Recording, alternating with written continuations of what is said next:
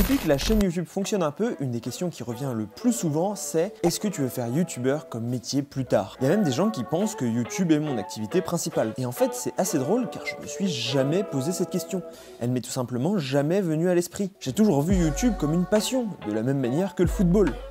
Mais croyez-moi, j'ai jamais voulu faire footballeur. On va donc voir aujourd'hui comment YouTubeur est devenu un métier et quelle implication ça a. Ah oui, et restez bien jusqu'à la fin de la vidéo, je vous ai gardé une petite surprise. Force est de constater que le métier de YouTubeur a donc réussi à devenir une norme, au moins pour une partie de la population la plus jeune. Et si on continue régulièrement à avoir le droit à des personnes âgées qui ne comprennent pas ce métier et qui le trouvent illégitime, ça tend quand même à devenir une position de plus en plus minoritaire. De même, la question du salaire, bien que toujours présente, semble petit à petit s'éluder par rapport à il y a 3-4 ans. Mais alors, comment est né ce métier qui n'existait même pas il y a 10 ans? Et surtout, quelle influence a-t-il eu sur la création de contenu sur la plateforme? Enfin, quel est son avenir? Pour répondre à ces problématiques, j'ai fait énormément de recherches dessus, je me suis même appuyé sur des mémoires qui parlent de ça, mais j'ai aussi décidé de m'appuyer sur des témoignages. L'intervention du psychologue dans ma vidéo sur les réseaux sociaux vous avait beaucoup plu. Sauf que cette fois, je n'ai pas invité une personne, mais 4.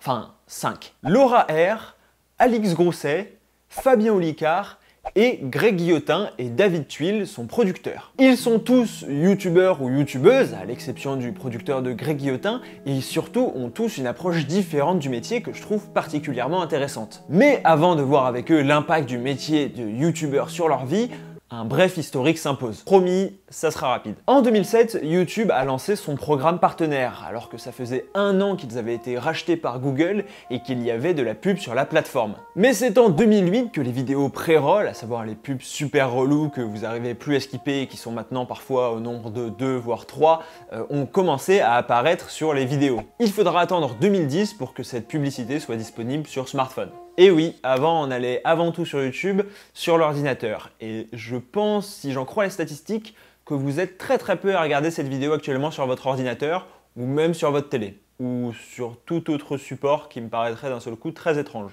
Mais bref, le but n'est pas de revenir sur l'histoire de la plateforme que j'ai déjà abordé de nombreuses reprises sur cette chaîne, plutôt de montrer que la pub et YouTube sont liés depuis quand même pas mal de temps. Puisqu'en effet, c'est donc en 2007, à l'arrivée de la pub, que YouTube a commencé à payer les youtubeurs. Bon, et autant être honnête, on n'a pas les chiffres, mais on peut se douter que c'était principalement des miettes de pain, et c'était surtout exclusivement réservé aux États-Unis. Ça s'est ensuite développé en France, notamment avec quelques créateurs privilégiés, comme Cyprien ou Norman, on peut imaginer, mais ça, il a fallu attendre quelques années, et c'est plutôt aux alentours de 2010-2011. Surtout qu'à l'époque, c'était quasiment Dailymotion qui était leader en France. La plupart des créateurs de contenu sur Internet mettaient leurs vidéos sur Dailymotion.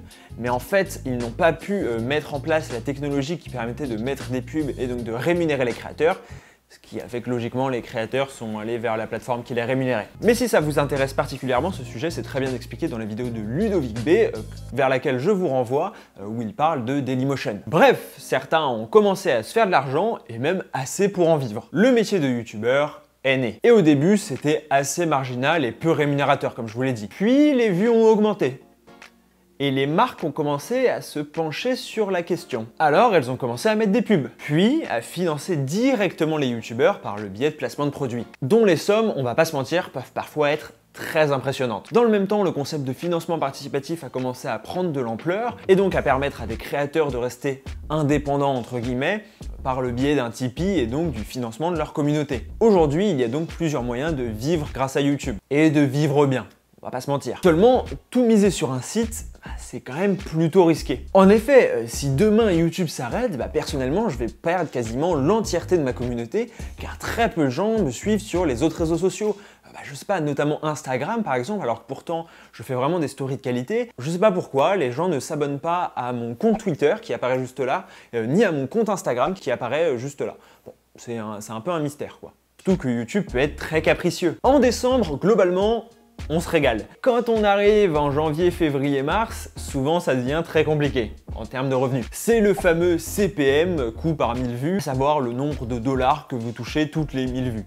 Il peut varier, ça peut être 1, 3. Personnellement, je sais que mon CPM est plutôt élevé, puisque mes vidéos parlent de culture, de divertissement, et donc globalement, ça fait pas peur aux publicitaires qui peuvent mettre autant qu'ils veulent leur publicité devant mes vidéos, vu qu'elles sont pas trop polémiques. Sauf quand je parle des minorités. Du coup, les youtubeurs se sont mis à développer d'autres réseaux sociaux pour avoir un ancrage plus solide au cas où tout s'effondre. D'ailleurs, Alex Grousset explique bien que c'est les collaborations avec les marques sur Instagram qui lui permettent de vivre. Parce que moi, c'est surtout sur Instagram, le réseau sur lequel je gagne ma vie. C'est pas vraiment YouTube, moi, qui me fait gagner de l'argent. YouTube, les vues YouTube, c'est dans les mois normaux, on va dire, entre 700 et 1000 euros. Par exemple, au mois d'avril, le mois du confinement, là, en 2020, j'ai gagné 70 euros sur YouTube parce que la monétisation elle est tombée direct et donc à cela se rajoutent les collaborations sur Insta qui me permettent de vivre quoi. On a alors eu petit à petit un glissement sémantique de youtubeur à influenceur, mais c'est un débat très vaste qu'on va pas aborder aujourd'hui, qui aura sûrement le droit à sa propre vidéo. Mais globalement c'est à ce moment-là que tout s'est accéléré, quand les youtubeurs ont vraiment commencé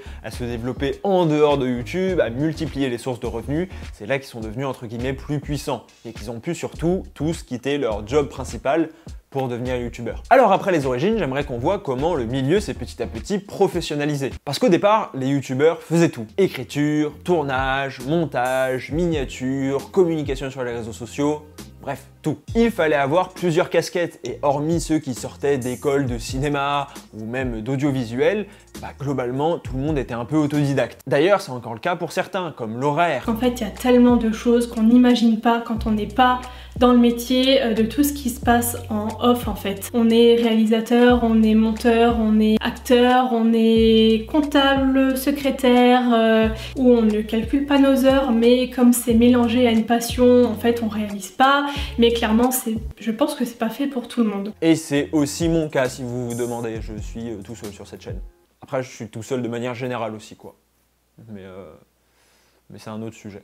Bref, aujourd'hui c'est de moins en moins le cas, surtout pour les youtubeurs qui en vivent. Si certains continuent donc de faire tout eux-mêmes, ils sont de plus en plus rares et la plupart délèguent au moins le montage et la miniature.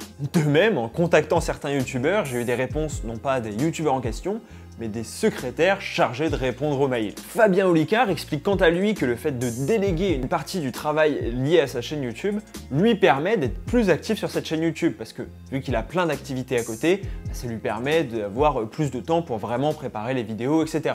Donc ouais, en 2017, c'est là où Loïc fait la première vidéo pour moi, il cadre, il la monte, tu l'as montée aussi je crois, hein, t'as tout fait, la colorimétrie et tout.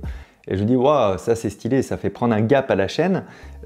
Et en plus de ça, ça me libère aussi du temps, clairement, entre quelqu'un qui sait monter, donc qui monte plus vite que toi et 1000 fois mieux, et toi qui ne sais pas monter, et qui le fait quand même, parce qu'on peut apprendre un minimum de choses sur le terrain, sur le tas, mais on perd quand même pas mal de temps. On peut aussi évidemment prendre l'exemple de Greg Guillotin qui a carrément un producteur et toute une équipe de tournage autour de lui pour chaque vidéo. Bon là on est très loin de l'autodidacte, mais en même temps on entre carrément dans une autre sphère, mais on va en parler. Parce que ça peut paraître banal et évident, mais c'est révélateur d'une véritable professionnalisation. Il y a 7-8 ans, personne n'y aurait cru. Personne n'aurait cru qu'un youtubeur serait capable d'employer 2-3 personnes pour ses vidéos. Aujourd'hui, il est absolument faux de dépeindre le youtubeur comme quelqu'un qui fait simplement des vidéos dans sa chambre. Il est parfois auto-entrepreneur, qui est le statut juridique de base pour les petits youtubeurs, voire même chef d'entreprise pour les plus gros youtubeurs qui emploient des gens. Et l'arrivée de plus en plus importante d'équipes de tournage, d'équipes techniques sur la plateforme n'a pas été sans conséquence. On a clairement vu une augmentation globale de la qualité des vidéos, avec un meilleur son, un meilleur cadrage, un meilleur montage, etc. Et ça a aussi permis d'augmenter la régularité de la plupart des youtubeurs,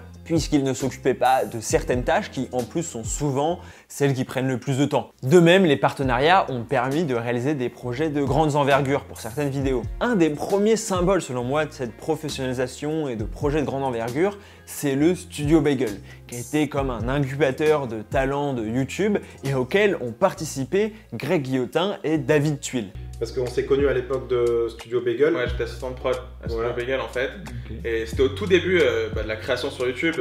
Tu sais, c'est vraiment l'époque, faut se remettre, c'était en 2012. on n'était pas du tout dans ce truc de se dire maintenant on peut faire beaucoup d'argent sur internet, il peut y avoir une grosse équipe. À la base, la promesse c'était on va prendre des talents, les sortir de leur chambre et leur mettre une production pour qu'ils puissent s'exprimer un peu différemment. Ouais, voilà. C'est-à-dire qu'il y avait, pour le coup, Studio Bagel, il y avait une vraie production, on avait un local, nous on était employés en tant qu'intermittent, on était payés avec des feuilles de paye de comédiens et c'était la première fois qu'on avait ça. Avant, on faisait tous des vidéos de notre côté, on gagnait de l'argent grâce aux vues. Dailymotion, il n'y avait même pas ça, c'était après les balbutiements sur YouTube. Il a commencé à avoir les AdSense, mais sinon on n'avait pas de feuille de paye, on avait rien. Et Studio Bagel a dit bon bah voilà, vous serez embauché en tant que comédien et auteur. Alors, si de base ça peut paraître une bonne chose d'augmenter la qualité et la régularité des vidéos sur YouTube, et je suis persuadé que ça en est une bonne chose, surtout que ça permet de légitimer un peu la plateforme, qui n'est plus simplement un agrégat de vidéos gags ou de gens qui se filment à la webcam, ça a aussi un peu fermé le secteur, on va pas se mentir. Aujourd'hui, si vous n'avez pas un bon micro, une bonne caméra, des miniatures attrayantes et un montage efficace, ça paraît compliqué que vous vous fassiez une place sur YouTube, au moins de manière durable. Ce qui faisait la force de YouTube, à savoir permettre à n'importe qui de percer, d'avoir sa chance, de réussir, ça paraît être de moins en moins le cas aujourd'hui, puisqu'il faut de plus en plus de compétences techniques qu'il est toujours possible d'apprendre en tant qu'autodidacte, mais qui vont demander un investissement très important, que ce soit en temps ou en argent. En tant que viewer, on est complètement satisfait par cette situation. Au contraire, comme je l'ai dit, c'est super d'avoir des contenus de meilleure qualité. En tant que nouveau créateur, je peux comprendre que ça puisse être frustrant. De plus, d'autres problèmes sont arrivés et sont inhérents à la professionnalisation du métier de youtubeur. On a déjà parlé du burn-out dans ma vidéo sur le sujet, mais c'est quelque chose qui est revenu assez souvent dans les témoignages que j'ai réussi à recueillir. Mais ce qui peut aussi être très compliqué à gérer, c'est le mélange entre la vie privée et la vie professionnelle. Aujourd'hui, un youtubeur se doit de se mettre en avant lui, sa personnalité, pour que le public s'attache à lui. Et d'ailleurs, par exemple, Greg Guillotin m'a expliqué que pour lui, c'était pas du tout naturel et c'était assez compliqué, et je le rejoins complètement là-dedans. Surtout qu'à un moment, la frontière entre la vie privée et la vie professionnelle des réseaux s'effondre. Et c'est à ce moment-là aussi que les dramas ressurgissent, avec des youtubeurs dont c'est tellement le quotidien et qui sont tellement impliqués dans leurs vidéos, leur contenu, leur chaîne, qu'ils n'ont plus le recul nécessaire pour faire face aux problèmes. Ajoutez à cela l'adulation par des milliers de personnes qui est souvent complètement intangible. Par exemple, j'ai 94 000 abonnés, je ne me suis jamais fait reconnaître dans la rue. Donc à la fois je me dis énormément de gens me suivent et à la fois je me dis en fait je suis un total inconnu. Et c'est vrai que cette ambivalence couplée aux centaines voire milliers de messages d'encouragement et aux dizaines voire centaines de messages de haine peuvent faire entrer le youtubeur dans un mood très particulier. Le youtubeur est alors tenté de se dire qu'il n'existe que deux camps, celui de ceux qui sont avec lui et celui de ceux qui sont contre lui. Chaque contrariété sera vécue comme un affront et chaque critique sera vue comme l'objet d'un troll. Alors que pas forcément. De même, à force de confondre la vie privée et la personne du youtubeur, chaque critique qu'on peut formuler sur un youtubeur sera vue comme une critique de la personne et non de son contenu. Je suis sûr que si demain j'explique que je déteste les vidéos de Lena Situation, tout le monde va comprendre que je déteste Lena Situation. C'est un exemple. Mais surtout, l'arrivée des marques, des partenariats, a créé une sorte de pression sur ce que les youtubeurs disent, comment ils s'expriment, parce que c'est devenu d'un seul coup des personnalités publiques. Elles s'expriment alors devant des millions de personnes qu'elles ne voient jamais et donc elles ne peuvent pas vraiment voir les répercussions de leurs propos, de leurs actes, de manière tangible. On peut alors se retrouver avec un discours qui est un peu édulcoré pour éviter de ne plus avoir de sponsoring. J'imagine que si vous êtes une youtubeuse beauté qui n'arrête pas de critiquer les produits Sephora, vous avez beaucoup moins de chances d'avoir un partenariat avec Sephora et donc des revenus. Aussi, je voulais profiter de cette vidéo pour parler d'un sujet omniprésent sur YouTube. Vous en avez forcément déjà entendu parler et pourtant il est hautement probable et il est même quasiment sûr que vous ne savez pas exactement de quoi il s'agit. L'algorithme de YouTube, à savoir ce qui décide des vidéos à mettre en avant ou pas. Et c'est marrant parce que tous les youtubeurs que j'ai interrogés m'ont dit qu'un des premiers avantages de YouTube était de pouvoir être son propre patron. Mais je ne suis pas si sûr que ça en soi, parce que l'algorithme semble être un espèce de patron supérieur. Cette boîte noire apparaît comme avoir le droit de vie ou de mort sur certains youtubeurs. Si pour des gens comme moi, dont c'est simplement la passion, c'est forcément embêtant d'avoir une chance sur deux que sa vidéo bide parce qu'elle n'a pas plu à un robot, pour des gens dont c'est le métier et dont les revenus dépendent de ça, ça peut être carrément angoissant. Parce que à la base, si l'algorithme de YouTube est sa plus grande force, c'est ce qui permet aux gens de rester sur la plateforme en proposant à chaque fois du contenu adapté à chaque personne, c'est aussi sa faiblesse. Aujourd'hui, aucun youtubeur n'est en mesure d'affirmer exactement ce que l'algorithme met en avant. Et c'est normal, hein, si on savait, bah ça fausserait tout. C'était notamment le cas quand certains youtubeurs s'étaient rendus compte que les pouces bleus étaient particulièrement importants. Et donc, on s'est retrouvé avec des intros remplies de demandes de pouces bleus, toujours un meilleur moyen de demander des pouces bleus, et même certains qui, je sais pas, proposaient des analyses des pouces bleus pour demander des pouces bleus. Désormais, ça semble avoir été patché, hein, pour que vous sachiez, et il apparaît plus difficile que jamais de prévoir le succès d'une vidéo sur la plateforme. On sait que le watch time est important, mais s'agit-il du watch time total? À savoir par exemple, cette vidéo va durer beaucoup plus longtemps que mes autres vidéos, est-ce que du coup elle va être mise en avant parce que vous allez rester longtemps sur la vidéo d'un point de vue juste de nombre de minutes, ou est-ce que c'est le watch time relatif, à savoir le pourcentage de la vidéo que vous allez regarder? Dans ces cas-là, cette vidéo risque d'être moins mise en avant, puisqu'il y a forcément moins de gens qui vont rester jusqu'au bout si elle dure 20-30 minutes que si elle dure 5-10 minutes. Il en va de même pour les tendances dont on ne sait pas trop ce qui dépend d'un robot, de ce qui dépend des locaux de YouTube qui semblent boycotter certains youtubeurs et en mettre en avant d'autres, je ne parle pas pour moi. Tout ce flou va pousser les youtubeurs à attirer tant bien que mal l'attention du public. On a les miniatures aguicheuses, les sujets tendancieux, mais aussi les titres en majuscules, à savoir, petite anecdote, il y a 1 an ou 2, YouTube avait fait courir la rumeur que les titres en majuscules déréférençaient les vidéos pour pousser les youtubeurs à arrêter de mettre tous leurs titres en majuscules. Ça m'avait pas l'air d'être très vrai. Tout le monde devient alors un peu parano et obnubilé par les chiffres et ce mystérieux algorithme. Demandez à chaque youtubeur ce qui permet de mettre une vidéo en avant selon eux et vous aurez autant de réponses différentes que de youtubeurs. Et c'est marrant parce que c'est un sujet que Nietzsche a déjà abordé. Et donc je vous propose une petite lecture pas inintéressante. Ramener quelque chose d'inconnu à quelque chose de connu, cela soulage, rassure, satisfait et procure en outre un sentiment de puissance. Avec l'inconnu, c'est le danger, l'inquiétude, le souci qui apparaissent. Le premier mouvement instinctif vise à éliminer ces pénibles dispositions. Premier principe, n'importe quelle explication vaut mieux que pas d'explication du tout. Et c'est un principe qu'on vérifie énormément parce que comme je vous ai dit, chaque youtubeur a un petit peu sa propre recette de l'algorithme. Chaque youtubeur le comprend un peu comme il veut. Certains vous diront que ce qui est le plus important, c'est les tags et la description. D'autres vous diront que c'est les mots que vous prononcez dans la vidéo, d'autres les titres, les miniatures. Bref, personne n'est d'accord, mais tout le monde a quand même son explication. On l'a donc vu, le métier de youtubeur est loin d'être un métier de tout repos. Entre la gestion de la vie privée, la pression constante, devoir gérer l'algorithme, la communauté, quel est l'avenir de ce métier? Tout d'abord, on peut voir que les youtubeurs n'abordent pas du tout de la même manière leur avenir. Certains ont l'air partisans du on verra bien, quand d'autres, au contraire, voient YouTube comme un moyen et non comme une fin. En tout cas, aucun d'eux n'a vraiment pu se projeter sur 10 ans. Ce qui peut paraître très étonnant dans le monde du travail traditionnel. On peut avoir une relation saine avec YouTube, les réseaux sociaux et compagnie, donc Instagram, machin, qu'à partir du moment où on considère que ce n'est pas une fin, mais un moyen pour arriver à d'autres objectifs. Et en fait, le média web aujourd'hui me permet de développer mes skills en prod et en animation pour montrer en fait ce que je sais faire. Parce que sinon après, je pense que ça peut nous matrixer. Je pense que tant que ça me plaira et que ça marchera et que YouTube existera, je le ferai. Peut-être que je ferai ça toute ma vie, je ne sais pas.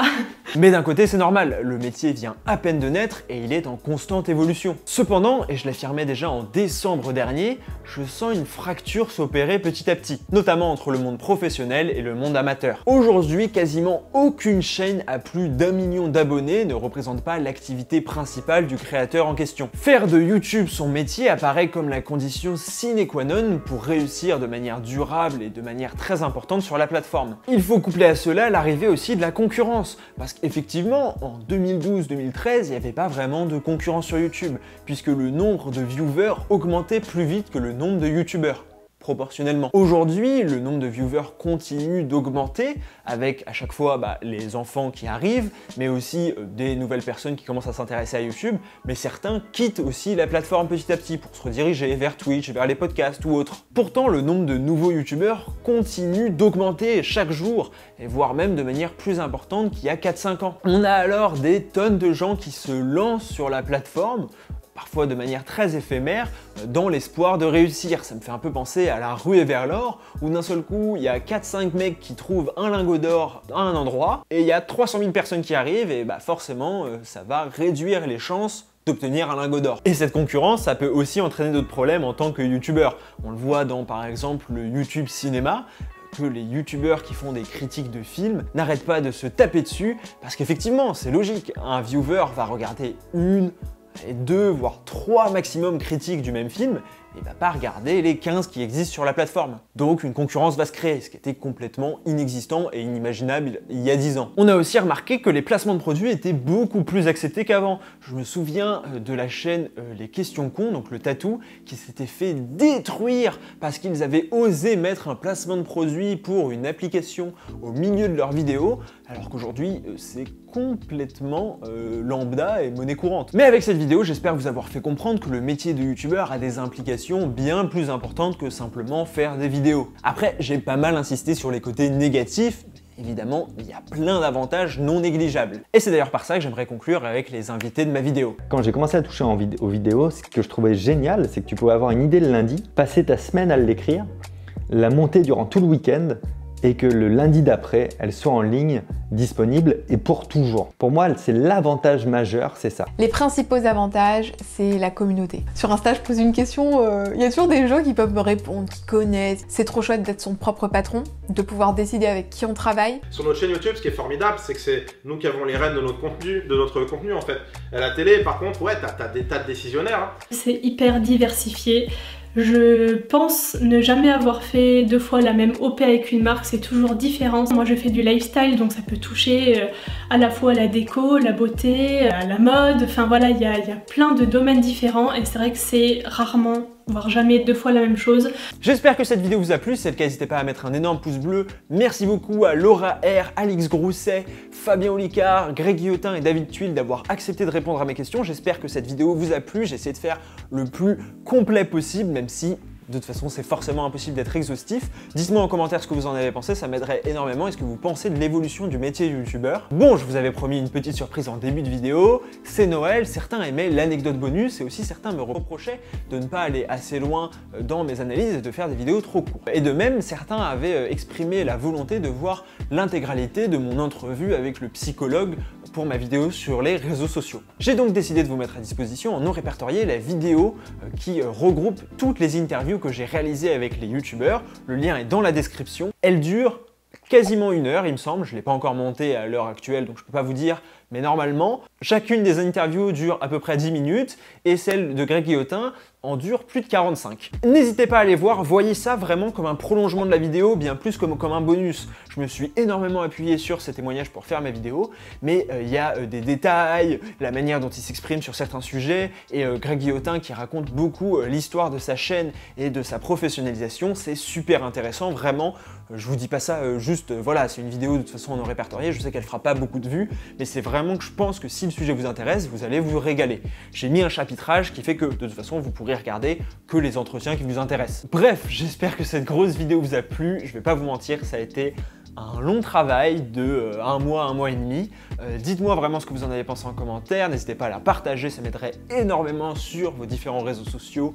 On se retrouve normalement dimanche prochain 15 h pour la dernière vidéo de l'année, n'hésitez pas à vous abonner, à mettre la cloche pour qu'on puisse atteindre peut-être un jour les 100 000 abonnés, ça serait excellent. À dimanche prochain 15 h, c'était Adam Bros. Ciao.